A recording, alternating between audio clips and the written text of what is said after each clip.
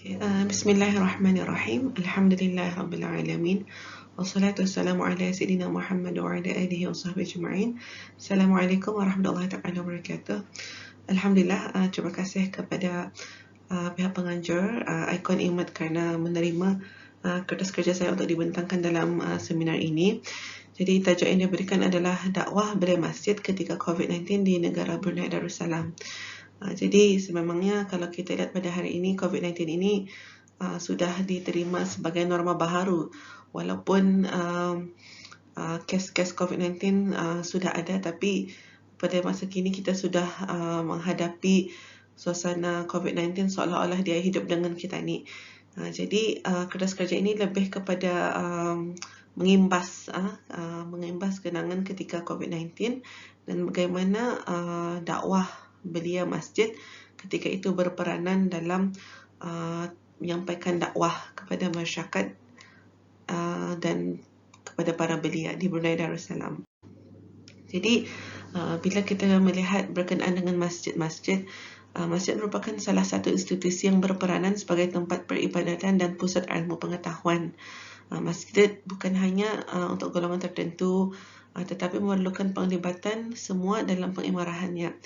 Jadi bila kita mengimbas kembali masjid yang dimana di zaman Rasulullah SAW, yang merupakan pusat kegiatan, pusat perkembangan sosial, pusat ilmu pengetahuan, dan masjid ini setentunya bukan hanya diimarahkan hanya untuk golongan yang warga emas atau golongan yang sudah tua, tapi untuk semua peringkat lapisan umur. Jadi kalau di Brunei, masjid-masjid di Brunei di bawah seliaan Jabatan Hal Ahwal Masjid Negara Brunei Darussalam. Dan Masya Allah, sesuatu yang untuk menarik dikongsikan, di Brunei penduduk yang ada dalam lebih kurang lebih daripada 400,000, mungkin mencecah 500,000 atau setengah juta. Tetapi jumlah belia di Brunei yang ikut serta mendaftar sebagai belia masjid di Brunei lebih kurang dalam 2,000 ke 3,000 orang yang mendaftar di bawah masjid masing-masing. Dan jika dilihat di Brunei itu, masjid-masjid hampir ada di setiap kampung yang ada di Brunei. Kalau hendak pergi ke masjid yang terdekat, mungkin dalam 15 minit ke 20 minit sahaja. Okay. Jadi bila kita berbincang berkenaan dengan dakwah belia masjid, definisi belia dalam konteks negara Brunei Darussalam berumur 15 hingga 35 tahun. Dan belia masjid di Brunei aktif dengan aktiviti pengimarahan dari pelbagai jenis aktiviti. Kalau dulu jenis aktiviti yang sentiasa dianjurkan 10 tahun yang dulu, mungkin aktiviti-aktiviti yang berbentuk kebrunaian, ya, seperti aktiviti tausyih, dikir, hadrah.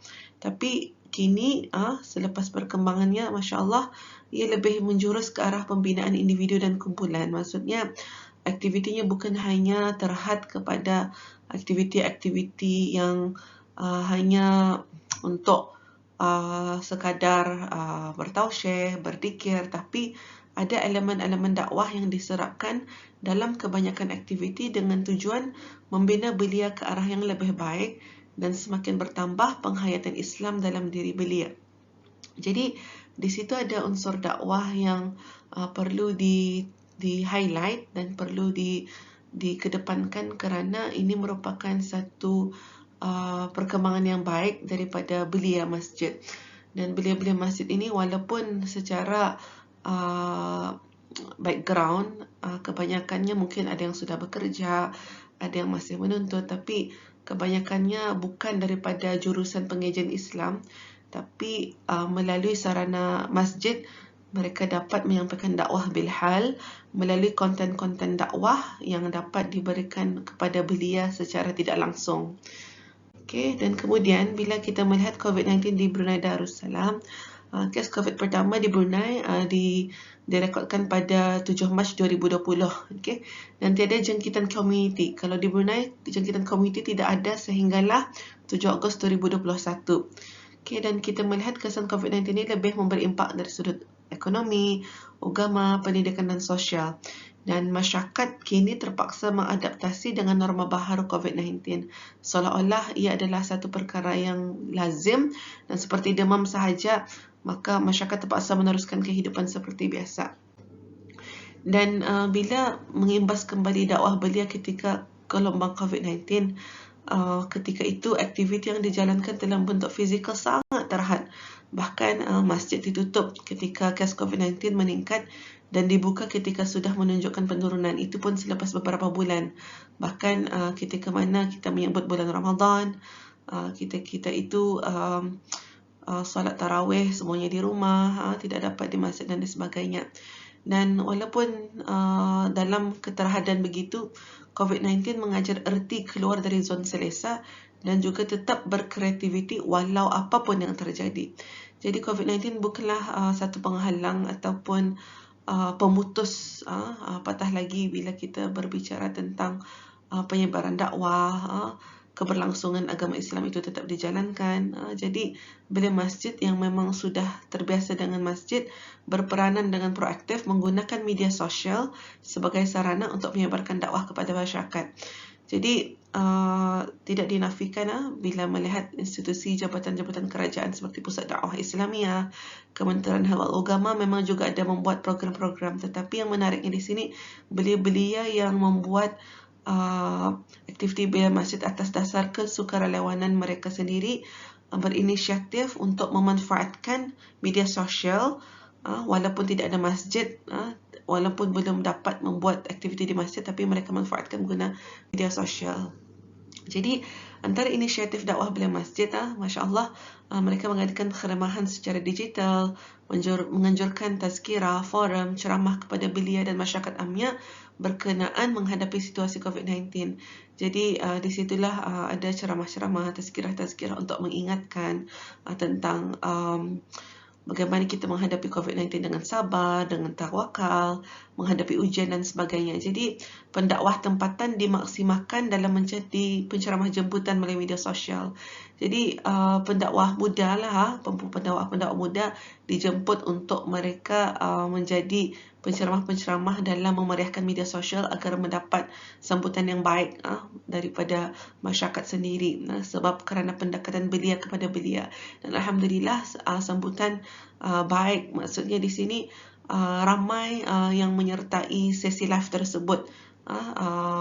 Kadang-kadang mencecah beratus, sebabnya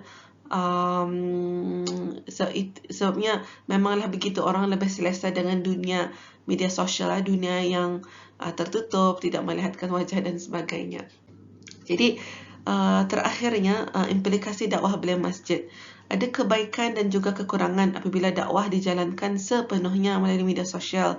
Seperti mana yang kita ketahui, dakwah itu perlu adanya sentuhan-sentuhan tertentu, melihat wajah, melihat reaksi, melihat emosi. Jadi kalau dalam media sosial tidak ada yang tahu bagaimana reaksi ketika mana kita tersentuh dengan ceramah dan sebagainya. Walaupun begitu, media sosial tetap perlu dimanfaatkan sepenuhnya dan dimaksimalkan penggunaannya untuk dakwah Islam. Kajian keberkesanan dakwah melalui media sosial perlu dijalankan. Pengisian atau konten dakwah yang menarik para belia perlu diketahui agar dapat menyampaikan dakwah secara efisien. Jadi, walaupun tidak dinafikan ada kekurangan-kekurangan tertentu, tetapi oleh kerana kita melihat suasana globalisasi dan bagaimana para belia pada hari ini lebih banyak menghabiskan masa di dunia TikTok, Instagram, Facebook, dan seharusnya para pendakwah mengambil kesempatan ini untuk menggunakan ia sebagai sarana untuk menyampaikan dakwah Islam kepada masyarakat, insya-Allah. Jadi mungkin dikongsikan beberapa poster-poster yang pernah dijalankan oleh belia-belia masjid, oleh Ibadur Rahman, kumpulan belia masjid Ashabul Halim, Syababul Iman, belia masjid As-Salihin, belia masjid Kampung Pandan, dan belia masjid Jami' Asri Hasan Al-Balqiyah, dan seterusnya.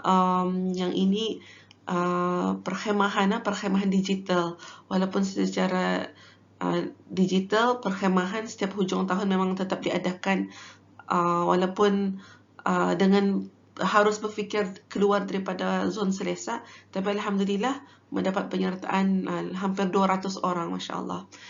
Alhamdulillah, mungkin itu saja yang boleh saya kongsikan berkenaan dengan perkembangan dakwah Belia Masjid ketika mana COVID-19 di Brunei Darussalam, peranan serta implikasinya mudah-mudahan memberi manfaat kepada semua.